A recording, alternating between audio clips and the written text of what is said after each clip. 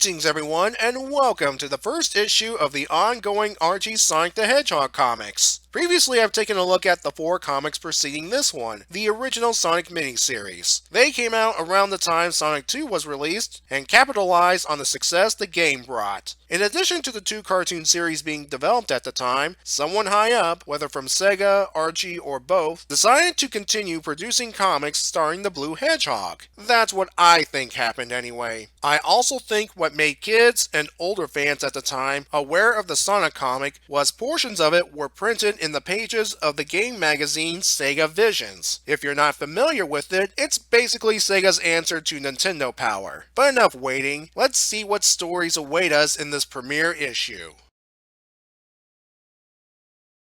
The first story begins with Robotnik taking his frustrations out on Sonic by destroying a piñata shaped like him. Hey, look on the bright side. At least you get some candy out of it. A research SWAT bot arrives to deliver a plant to Robotnik. As this was the early days of the comic, plants, along with laughing, dancing, singing, or anything that brings individual joy and fun, are against the law. After taking a beating, the SWAT bot explains that this is no ordinary plant. The mechanical kudzu plant piques Robotnik's interest as it grabs crab meat for, nourishment, I guess. The SWAT bot explains that a modified Burrowbot could plant kudzu seeds in the Great Forest, thus giving the freedom fighters a very bad day. Robotnik likes this plant so much, he claims it as his own while disposing of the SWAT bot and crab meat. Inside Knothole, Sonic and Sally's strategic discussion is making Antoine a bit jealous. So much so, he decides to appeal to Sally's more feminine side. He decides flowers are the best option and finds some strange plans with the Burrowbot nearby. We know what's about to happen.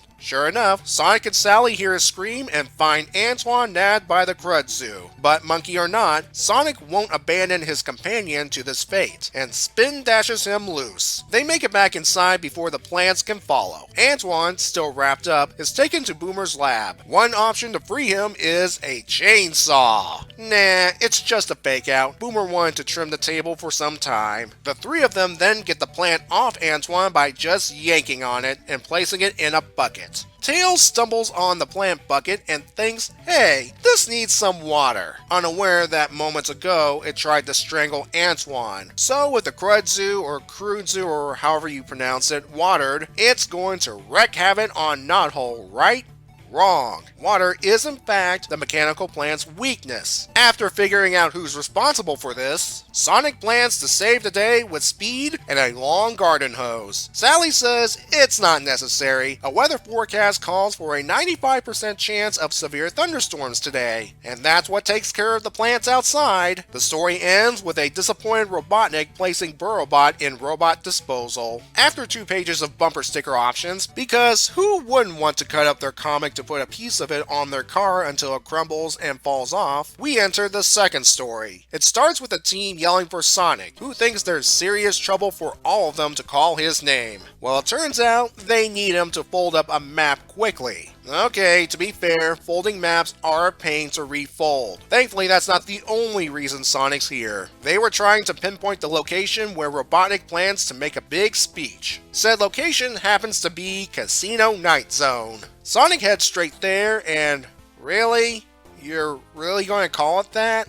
I'll stick with Casino Night, thank you. Inside, Robotnik readies himself for the big speech when he spies Sonic entering the theater. He takes this as an opportunity to test something. Sonic gets a front row seat as Robotnik reveals a new badnik, Orbonaut. It demonstrates how dangerous it is by whacking Sonic with his mace balls. I believe all Sonic players share this pain. The Hedgehog is placed inside a ball, which is then placed inside a giant pinball machine. And we get a full page of Sonic the Pinball going through all the painful motions. Robotnik wants to reinsert Sonic over and over until he's done for, but the SWAT bot tasked with that reports that somebody won 50 cents, which is a no-no in the casino. Sonic uses the brief distraction to cut the glass with his spines. When Sonic is reinserted, instead of being launched, the launcher breaks Sonic free. He takes care of Robotnik and the SWAT bots with Orbonaut's mace balls before finishing his mission, blow up the casino. And it looks like Team Robotnik is blasting off again. The story ends with the team asking Sonic for help with another mundane task, opening child-proof bottle caps. Yeah, this one could also be a pain.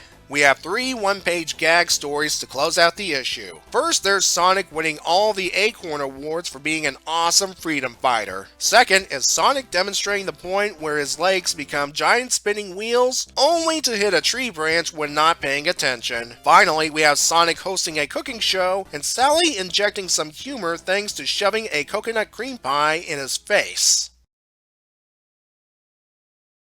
Let's talk about the first story's main threat, the mechanical kudzu or kudzu plant. It's based on the real-world plant the kudzu, or Japanese arrowroot. They are known to be invasive weeds that climb over trees and shrubs and can kill them thanks to rapid growth leading to heavy shading. Having a robotic version of this plant is just as bad for our heroes, and if they haven't figured out that water is their weakness, not to mention reading today's weather forecast, they'd be done for. I don't mind the plant not being waterproof because it was a SWAT bot that created it and came up with the seed plan. Robotnik just hijacked it, but perhaps Robotnik could take the kudzu and do some secret experimentation on it. Perhaps combine it with robot parts to make it more dangerous. Nah, I don't see it happening. The story also introduces us to Antoine's crush on Sally and his jealousy of Sonic, but he still doesn't have his French accent yet. This story gets a 5. It's average, but what helps it is that it subverts expectations all throughout it. Robotnik comes up with a kudzu plot? Nope, just some SWAT bot. Boomer using a chainsaw to possibly cut Antoine free? Nah, it's just a table readjustment. Sonic's going to save the day? Mother Nature decides to give him the day off. The second story's main highlights include showcasing a new Badnik and to use Sonic in a pinball setting. Why not? Sonic 2 demonstrated this, not to mention Sonic's Spinball built on this premise down the line. Funny thing, this comic featuring Sonic trapped in a ball to be used in a pinball game was released before the SatAM Season 2 episode Game Guy. I wonder if there was some inspiration there. This story gets a 4. There's not much else to say about this story, although I was sort of amused by the SWAT bot that wanted a bribe, and the freedom fighters wanting Sonic to do mundane tasks fast. Issue 1 is a product of its time. I mentioned in Issue 0 of the original miniseries that the reason for the goofy tone is that they're using the early SatAM Bible, which itself shares the tone of the Adventures of Sonic the Hedgehog, as a source. Now to be fair, it's a book mainly for children, a target demographic for Sega to focus Sonic on. For much of the early issues, writer Mike Gallagher and artist Dave Manek will continue this tone, with numerous fourth wall breaking moments and the puns. Oh, the puns. Eventually, other writers and artists would come along and, for better or worse, start shedding the book of its goofy tone. One more thing about this issue. If you do not include the graphic novels, this issue was actually reprinted as a free comic book day, 2008 to be precise, complete with an updated cover to reflect the, at the time, current incarnations of our characters. Although it would be weird for a kid to pick this up seeing Eggman on the cover, only to find out inside it's actually SatAM Robotnik that's been harassing the heroes.